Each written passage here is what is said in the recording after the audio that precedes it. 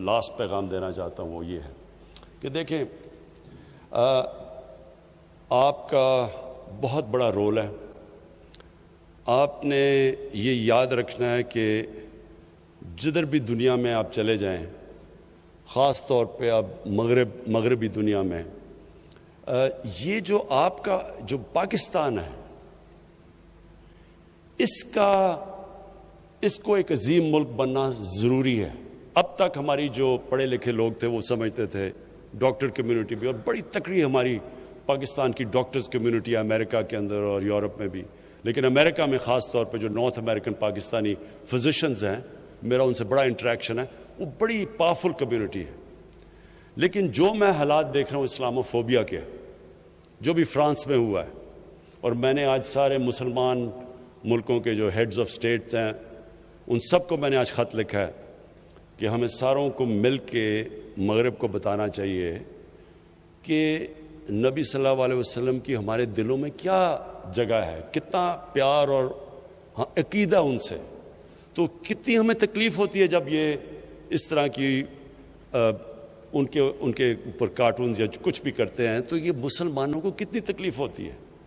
تو یہ مسلمان ہیڈز کی ضرورت ہے کہ ان کو، یو این کو، یورپین سٹیٹس کو، ان مغربی سٹیٹس کو، سب کو بتائیں، کیونکہ وہاں یہ چیز نہیں سمجھتے. اور یہ جو چیزیں ہوئی ہیں ابھی فرانس کے اندر، اس سے جو مسلمان باہر رہتے ہیں ان کے لیے بڑی مشکل زندگی ہو گئی ہے. اسلامو فوبیا بڑھ گیا ہے، ہیٹ بڑھ گئی ہے ان کے خلاف. عورتیں جو نقاب پہنتی ہیں ان کو انسلٹ کیا جاتا ہے سڑکوں پہ. مسجدوں کے باہر اب بھی میں بھی دیکھ رہا تھا فرانس میں لوگوں نے مسجد توڑی ہیں. تو پہلے تو ہمیں مسلمان ملک میں جو مسلم لیڈرز ہیں، ہم سب کو اکٹھے ہو کے بتانا چاہیے مغرب کو کہ یہ اگر آپ یہودیوں کی جو ہولو کاسٹ ہے اس پہ آپ اتنے سینسٹیو ہیں، اور ٹھیک ہے آپ سینسٹیو ہیں کیونکہ ان کے کسی بھی ہیومن کمیونٹی کو تکلیف ہوتی ہے تو سینسٹیو ہونا چاہیے، لیکن ہمارے لیے بھی ہماری سینسٹیو بھی دیکھیں کہ ہمارے لیے یہ سب سے اللہ کی جو کتاب ہے قرآن اور نبی صلی اللہ علیہ وسلم کا جو پیار ہے، یہ سب سے زیادہ ہمیں تکلیف دیتا ہے جب اس کے خلاف ان کی کوئی بے حرمتی کرتے ہیں آپ. لیکن جو میں آپ سب کو ڈاکٹرز کمیونٹی کو کہنا چاہتا ہوں کہ دیکھیں، اب تک ہم سوچتے تھے کہ ہم باہر چلے جائیں گے، وہاں کام کریں گے اور باہر بڑے اچھے پیسے ملتے ہیں، لیکن جو حالات بنتے جا رہے ہیں یہ پاکستان کو ٹھیک کرنا ضروری ہے. یہ پاکستان کو ہم ایسا ملک بنائیں کہ کسی کو باہر جانے کی ضرورت نہ پڑے. یہاں ہم ایسے سسٹمز لے آئیں، یہ ایک ایسا ملک ہو. اور جو میری خواب ہے ایک دن کہ باہر سے لوگ یہاں نوکریاں ڈھونڈنے آئیں، یہ وہ ملک بننا چاہیے. اس کے لیے ساری قوم کو، میں پھر سے کہتا ہوں، سٹرگل کرنی پڑتی ہے. آپ نے کوئی بھی بڑا کام کرے، ڈاکٹر بنے، آپ کو کتنی سٹرگل کرنی پڑتی ہے. آپ محنت کر کے ڈاکٹر بنتے ہیں، پھر آپ نے اسپیشلائز کرنا، محنت کرنی پڑتی ہے. آپ ایک ملک کو ٹھیک کرنے جا رہے ہیں تو ساری قوم کو مل کے محنت کرنی پڑتی ہے. لیکن یہ میں آپ کو بتا دوں، جو ٹیلنٹ ہے ہمارے پاکستانیوں میں، جس طرح کے کوالٹی کے میں نے ڈاکٹرز، پروفیشنلز، انٹرپرنرز پاکستان سے باہر دیکھے ہیں، جب ان کو اچھے سسٹمز ملتے ہیں، جو ان کی کوالٹی ہے، وہ صرف اس لیے ہے کہ وہاں سسٹم بہتر ہے. وہی سسٹم ہم پاکستان میں ٹھیک کر رہے ہیں، اور آپ سب نے میری مدد کرنی ہے یہاں کے نظام کو ٹھیک کرنے کے لیے اور ایک عظیم ملک بنانے کے لیے. بہت بہت شکریہ. آج میں 3-4 باتیں آپ سے کرنا چاہتا ہوں، کیونکہ ڈاکٹرز کمیونٹی ایک ایسی کمیونٹی ہے جن کے صرف یہی نہیں کہ وہ ایک کام کر رہے ہوتے ہیں سوسائٹی میں جو سب سے زیادہ اللہ کا کام ہوتا ہے، کہ دکھی لوگوں کی تکلیفوں دور کر رہے ہوتے ہیں. اور دوسری چیز یہ کہ وہ اوپینین میکرز ہوتے ہیں، کیونکہ لوگ ڈاکٹر سے بات کرتے ہیں، بلکہ ڈاکٹر سے وہ بات کرتے ہیں جو اپنے گھر والوں سے بھی نہیں کرتے. تو وہ خاص ایک معاشرے میں ان کا مقام ہوتا ہے، اور معاشروں میں عزت ہوتی ہے ڈاکٹرز کی. تو سب سے پہلے کہ دیکھیں، میرا جو ایکسپیرئنس سب میڈیکل پروفیشن سے ہوا جب میری والدہ کو کینسر ہوئی، اور تب پہلی دفعہ میں نے مجھے اندازہ ہوا کہ پاکستان کے ہاسپٹلز ان کی سٹینڈرڈ گرتی جا رہی تھی. یعنی میری ساری فیملی ہم میو ہاسپٹل میں پیدا ہوئے تھے، اور ہمارے گورنمنٹ ہاسپٹلس کی بہت اچھی سٹینڈرڈ تھی جب ہم بڑے ہو رہے تھے، سسٹمز اچھے تھے.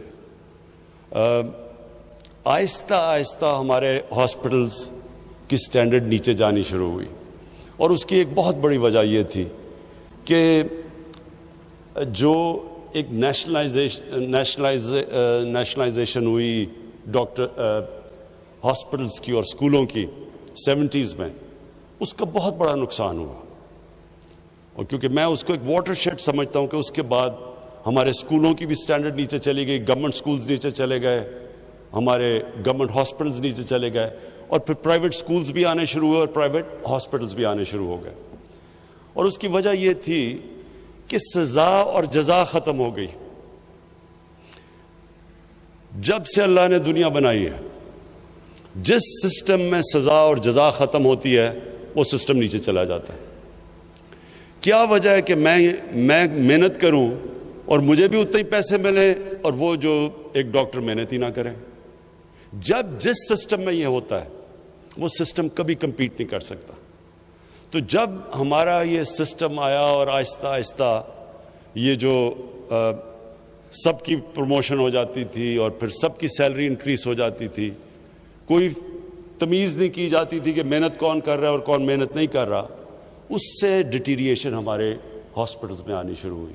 اور یہی ہمارا گورنمنٹ اسکولوں کے اندر آہستہ آہستہ وہاں بھی ڈیٹیریشن شروع ہو گئی. اور پھر پرائیویٹ اسکولز بڑھنے شروع ہوئے، پرائیویٹ ہاسپٹلز آنے شروع ہوئے، کیونکہ جو پیسے والے لوگ تھے وہ تو اپنا پرائیویٹ ہاسپٹلز میں جا سکتے تھے، لیکن عام لوگوں کے لیے، غریب لوگوں کے لیے گورنمنٹ ہاسپٹلز ہو گئے. اور کیونکہ صرف غریب جانا شروع ہوئے تو ان کی اور سٹینڈرڈ نیچے جانی شروع ہو گئی، اکاؤنٹیبلٹی کم ہو گئی. اور جو امیر لوگ تھے وہ پرائیویٹ ہاسپٹلز میں، اور پھر جو سپر رچ تھے وہ اپنی چیک اپس بھی لنڈن کروانے شروع ہو گئے. تو اس سے ہوا کیا کہ جب جو ملک کے فیصلے جنہوں نے کرنے تھے ہیلتھ کیئر کے اوپر، جب ان کو کھانسی بھی ہو تو وہ لندن چلے جائیں، تو پھر کس نے پرواہ کرنی تھی کہ پاکستان کا ہاسپٹلز اور ہمارے انسٹیٹیوشنز کیسے امپروو ہونے تھے. تو یہ جو آہستہ آہستہ ڈیٹیریشن ہوئی، ہم اب اس سٹیج پہ ہیں کہ ہمیں اب اس ساری چیز کو ٹھیک کرنا ہے. مجھے لوگ کہتے ہیں جی جب سے میں ابھی 2 سال 26 مہینے ہوئے ہیں، عمران صاحب کدھر گیا جی نیا پاکستان؟ میں ان لوگوں کو سمجھا کے تھک گیا ہوں کہ نیا پاکستان ایک سوئچ نہیں ہے، گورنمنٹ آئی سوئچ ہوا تو نیا پاکستان بن گیا. یہ فیری ٹیلز میں ایسی چیزیں ہوتی ہیں. اصل زندگی کے اندر ریفارم پروسیس ایک جد و جہد کا نام ہے. ایک قوم جد و جہد کرتی ہے چینج کے لیے، پوری ایک قوم مل کے سٹرگل کرتی ہے، پھر چینج آتا ہے. اور دنیا میں بڑی بڑی قوموں ہمارے سے برے حالات سے اٹھ کے کہاں پہنچ گئی، لیکن سٹرگل کر کے پہنچے.